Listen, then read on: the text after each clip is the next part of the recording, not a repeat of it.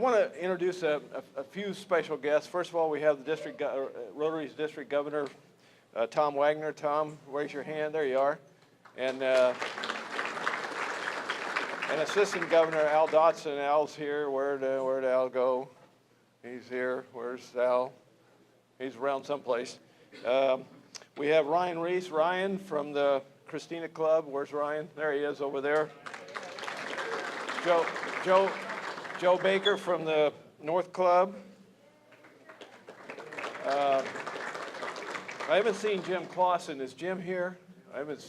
There he is. Okay, Jim's over there. Thanks for being here.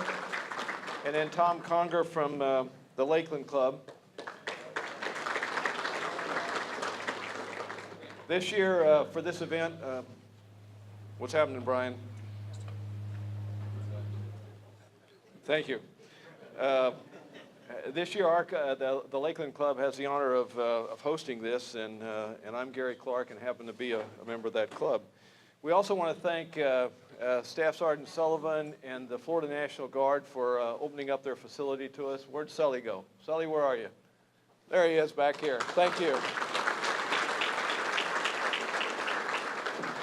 Just out of curiosity, for how many of you, this is the first time you've been in this facility? Just raise your hand.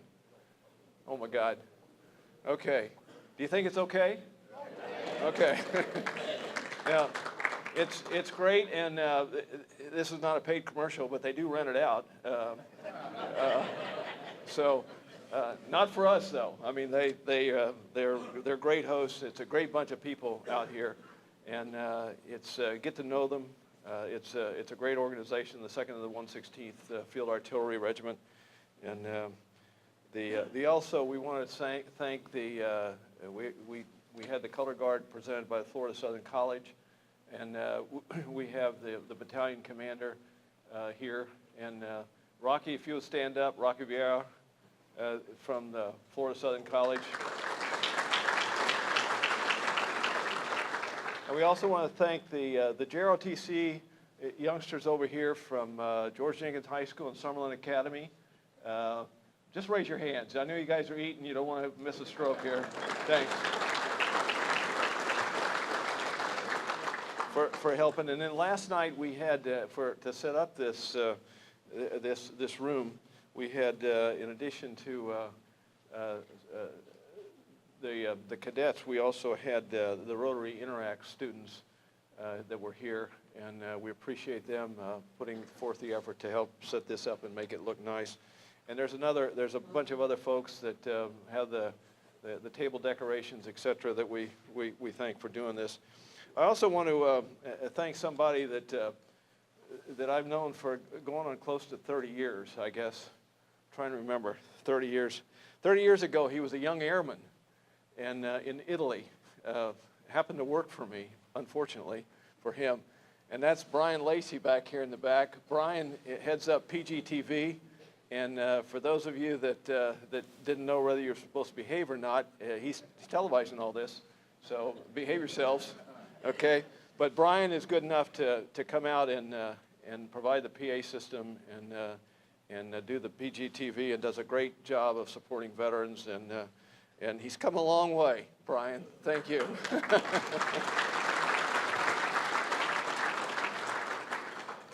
We have, you know, it's hard to say how special some of the people that are here today are. For those of us that are a little younger, although we've got a lot of gray and some hair missing and some other things that probably squeak when we walk. You know, we clearly stood on the shoulders of the World War II generation, and we're fortunate today to have some of those World War II warriors with us. If you can stand or raise your hand, if you're a World War II veteran, would you stand or raise your hand? Thank you.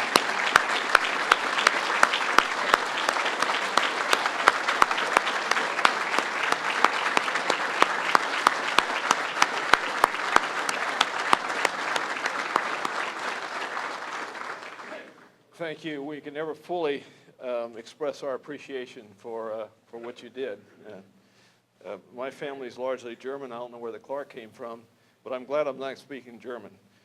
I'd like to recognize the Korean War vet. If you're a Korean War vet, would you raise your hand or stand? Thank you. Thank you for being here.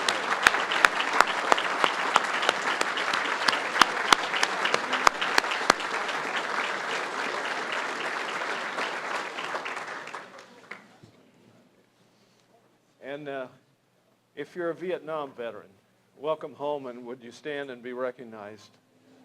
Thank you.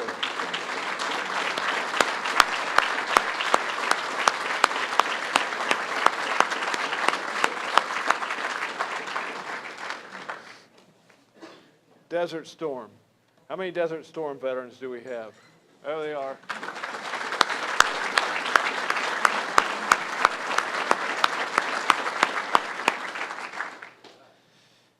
OIF, OEF, Iraq, Afghanistan. Thanks, guys.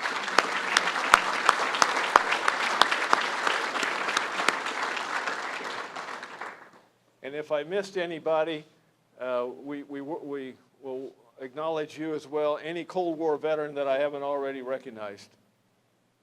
Thank you.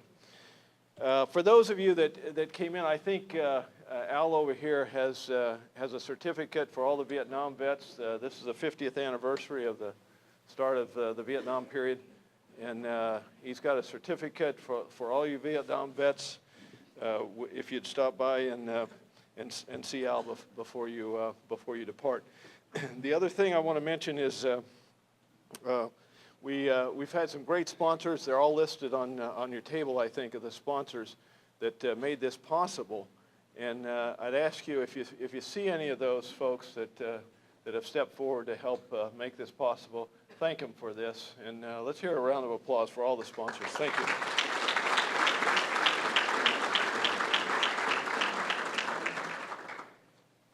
You know, we advertise this as any funds over and above what it took to cover the breakfast costs would go to our next flight to Honor, which is planned for April, the week of the 4th of April.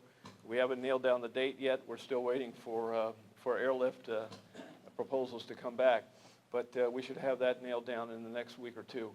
And the plan is to launch out during Sun and Fun, come back in the middle of the Sun and Fun program. So if you know of a veteran who would like to go on this flight, please go to polkveteranscouncil.com and make application. If you'd like to be a guardian, go to the same website and make an application. We're looking forward to the next event, and the funds that we raise here will help pay for that. We'll still take contributions. If anybody wants to make contributions before you leave, we'll be happy to do that. There's another way to do that. There's some very fine ladies over here that have a quilt. There's a group that have been unable to do a lot of the things that they would like to volunteer to do, but they can make quilts. And this quilt's going to be raffled, and all the proceeds will go to help fund the flight. So chances are $5 each.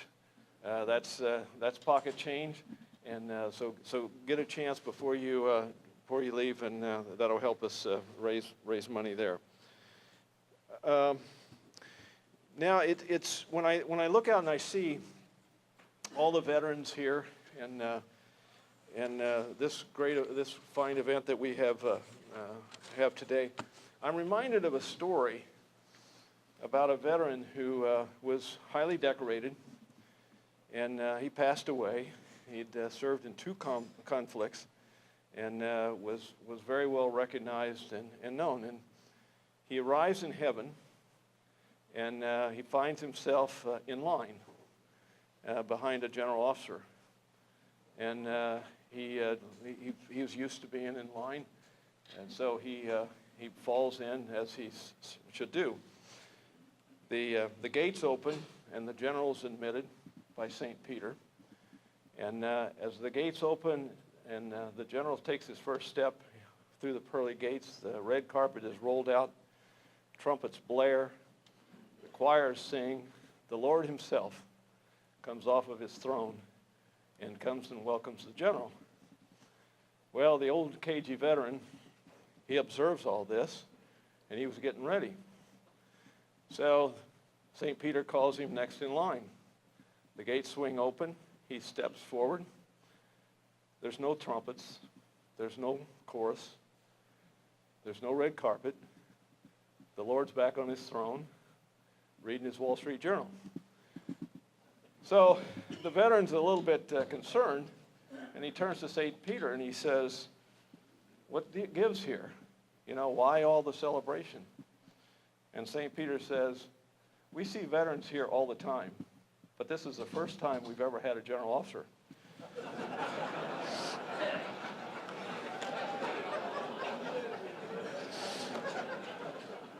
So we have a general officer here, and I don't know if the red carpet is out, but we're very fortunate to have him. Major General Karl Horst retired as the Chief of Staff of Central Command in 2013 after 4 years of service.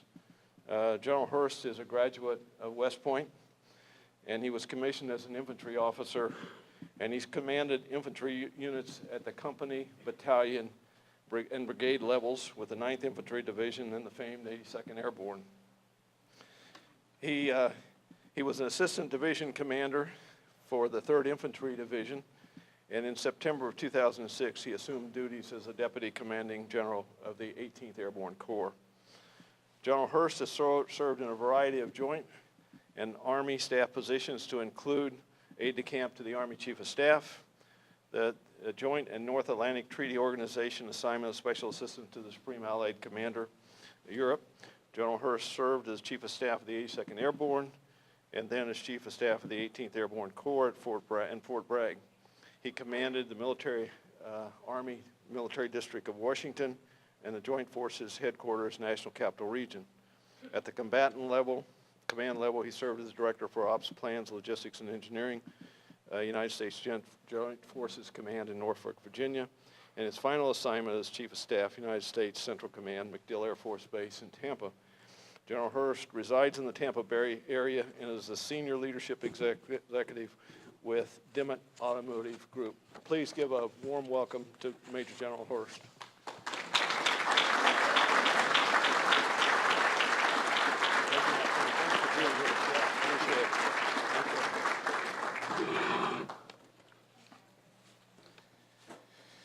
Well, Gary, thank you for that kind invitation and introduction. The only thing that he missed in my biography was I enlisted in the United States Army when I was 18 years old in 1973. So, yes, I am a general officer, but I'm also a Mustang because I started out as an enlisted man. I rose to the lofty rank of private first class. My squad leader said, Horst, you have no hope of ever becoming a non-commissioned officer. Go to college, go get a commission, do something, but son, you will never be a non-commissioned officer. And I said, well, thank you, Sergeant. And so I went to West Point. But the story doesn't end there. When I was the Assistant Division Commander of the 3rd Infantry Division, after a year-long combat tour in Iraq, the non-commissioned officers of the 3rd Infantry Division voted me an honorary member of the Sergeant Audie Murphy Club. So I'm an Audie Murphy Club member, and for those Army non-commissioned officers who knows what that means, that's a pretty significant event. So I did make it finally. I have no preconceived notions about heaven, but Gary, thanks for the. I'd like to consider myself a veteran first and a general officer third. So, well, thanks again. I'm honored to be here this morning for your celebration and salute to veterans. I just want to say something about the World War II veterans. I'd like to give to each of you a personal thank you. When I was a young boy, I spent the majority of my time studying history and studying the Second World War. And I can tell you unequivocally that I spent 40 years as a soldier because I wanted to be like the men and women of the greatest generation that served in the Second World War. So thank you for being a great inspiration for me. I'd have never made it if it weren't for you. Thank you.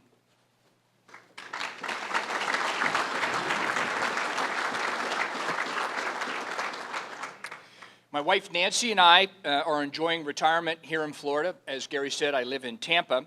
We moved from government quarters at MacDill, which our family had the privilege to live in for many years while I was on active duty, into the South Tampa community. And we finally got her a real home. We certainly didn't realize what we'd been missing. And for most of you that are now finished with your mortgages, I want you to know Nancy and I are just starting ours. So that's the privilege of serving, as I finally have a mortgage. Now that I'm retired from the military, people ask me if I miss being on active duty. So for those of you that are asking the same question in your mind, here's my answer. I miss the soldiers. I miss the camaraderie of being part of something special, and I miss being part of something larger than myself. But I do not miss the tough issues, and I don't miss the politics or the politicians who made being a soldier harder than what it needed to be. As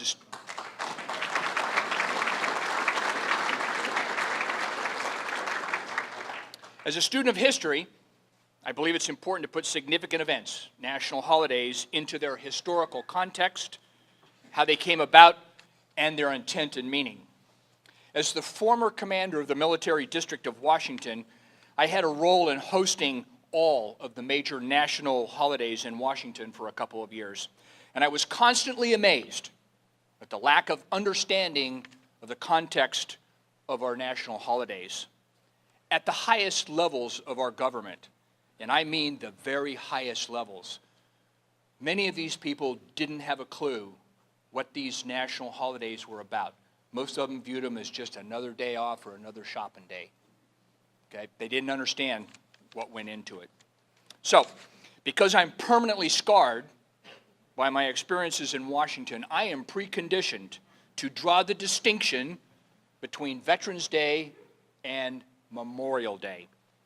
Veterans Day celebrates the service of all U.S. military veterans, while Memorial Day is a day of remembrance for the men and women who died in service to our nation. Simply stated, Veterans Day celebrates service. Memorial Day celebrates and recognizes and remembers sacrifice. Service, sacrifice. A lot of folks in Washington don't know what those words mean. Here's the history of Veterans Day. Major hostilities of World War I formally ended on the 11th hour of the 11th day of the 11th month of 1918. And that was with the armistice, when the armistice with Germany was signed. President Woodrow Wilson first proclaimed Armistice Day on November 11th, 1919. And in proclaiming the holiday, he said, and I quote, "To us in America, the reflections of Armistice Day will be filled with solemn pride in the heroism of those who died in our country's service, with gratitude for the victory they gave us," unquote. Following the end of World War II, members of Congress who were war veterans, and there's a novel concept,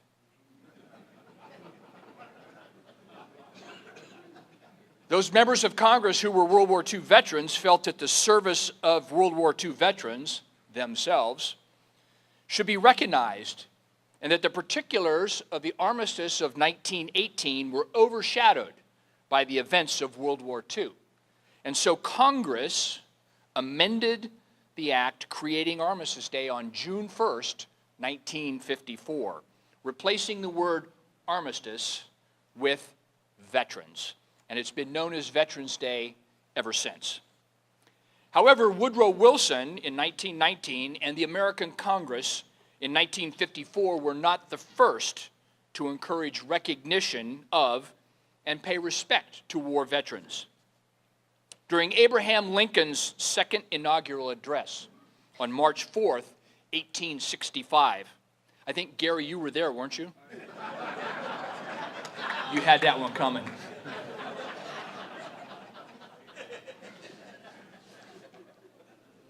President Lincoln addressed the importance and the obligation of honoring veterans and their families. In that speech, President Lincoln turned from the divisive bitterness at the root of the American Civil War to the unifying task of reconciliation and reconstitution. In the speech's final paragraph, the President delivered his prescription to the nation for recovery.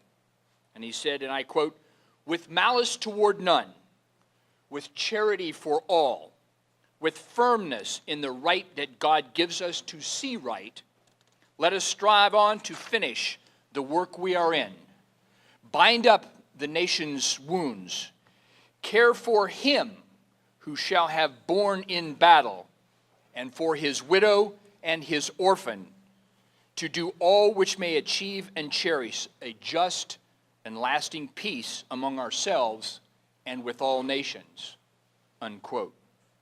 With the words, "to care for him who shall have borne the battle, and for his widow and his orphan," President Lincoln affirmed the government's obligation to care for those injured during the war and to provide for the families of those who perished on the battlefield. Lincoln's immortal words have become the Veteran Administration's motto in 1959. Today, a pair of metal plaques bearing those words flank the entrance to the Department of Veterans Affairs in Washington, D.C.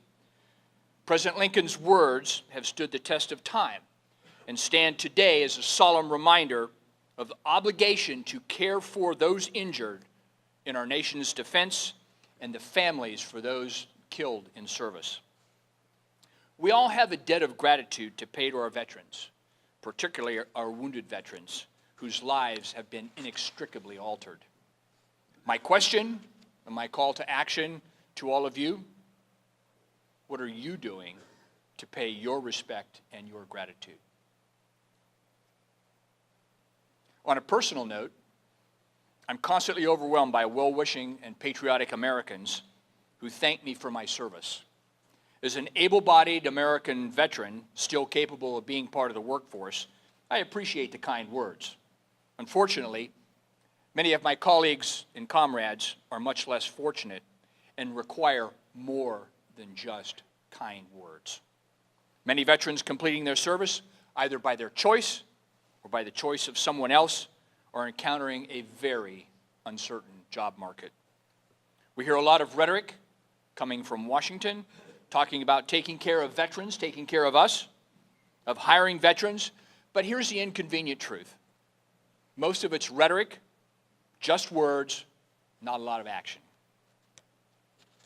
There is some good news, and it's that real difference is being made here locally in places like Lakeland and Tampa by appreciative and gracious employers and Rotarians who seek former military members and veterans as employees. What former men and women in uniform bring, and you as veterans know this, we bring to business a set of values, we bring a work ethic that is an immediate asset to any business or any company. So here's my call. Hire veterans. They're a good investment.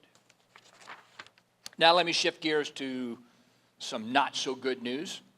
Many of you were here when I spoke in February, and I gave my assessment of the Middle East situation. As I postulated in February, the situation continues to trend in a negative direction because of the aggressive actions of others, namely the Russians and the Iranians, and by inaction in Washington. Regrettably, we are now in the process of ceding our leadership role in the Middle East to others, which will invariably impact us at home in the future. And you can count on it. As I lead into my second call to action, I'd like to share a humorous story with you.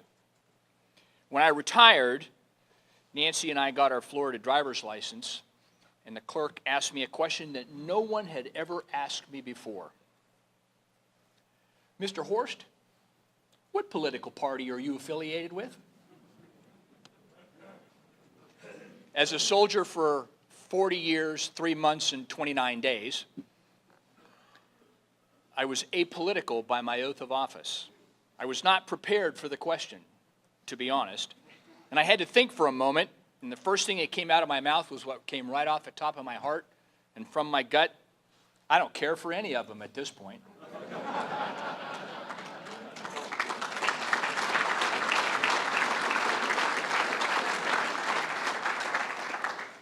You see, I took an oath to support and defend the Constitution of the United States.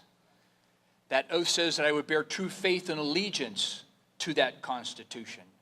And I took an oath to obey the orders of the President, regardless of his or her political party, and the officers appointed over me, according to regulations and the Uniform Code of Military Justice. So help me God. That's the party I follow. That's the party I follow. So, the news these days seem to be dominated by political debates, political scandal, and apparently fantasy football. And I don't participate in any of the three. But here's my second call to action. Every one of you has a right, and every one of you has an obligation to vote. Get knowledgeable on the important issues to allow you to make wise and informed decisions on the substantive issues that face our nation, not the emotional fast talk of what I call reality politics. Get to the substance of what's important to this country.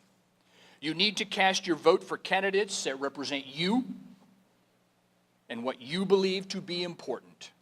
You need to vote for people that tell you what you need to hear, not what you want to hear. I'll say it again. You need to vote for people who will tell you what you need to hear, not what you want to hear. You need to select candidates of good character and integrity who believe in accountability, not only for the actions of others, but more importantly, accountability for their own actions and decisions. And finally, you need to vote for candidates that will keep this great nation of ours strong, safe, and in fact, great. To be strong, safe, and great, you need a strong military to guarantee our American way of life. You need to choose leaders who value our military, and you need to choose leaders who value our veterans. In closing, here are the calls to action. To echo the words of President Lincoln, to care for him who shall have borne the battle, and for his widow and his orphan. We all have a responsibility to take care of veterans. In this important election cycle, be informed and choose leaders who represent what you believe is important. And here's the call to action. Encourage others to do the same. You need to be an advocate for what you believe is important. I'm proud to say that I had the distinct honor and privilege to spend my entire adult life and 2/3 of my natural life as an American soldier. I've been asked many times, would I do it again? And the simple answer is this: yes, I would. I would serve again for 40 years. I no longer serve on active duty, and my life has moved another direction. But I remain a staunch advocate and vocal supporter of American men and women in uniform. Thank you to you veterans for your service. Thank you to you World War II veterans for being a great role model for young guys like me. Thank you to the Rotarians for your heartfelt support of veterans. May God bless you. May God bless Rotarians everywhere. May God bless our veterans, and may God bless America. Thank you.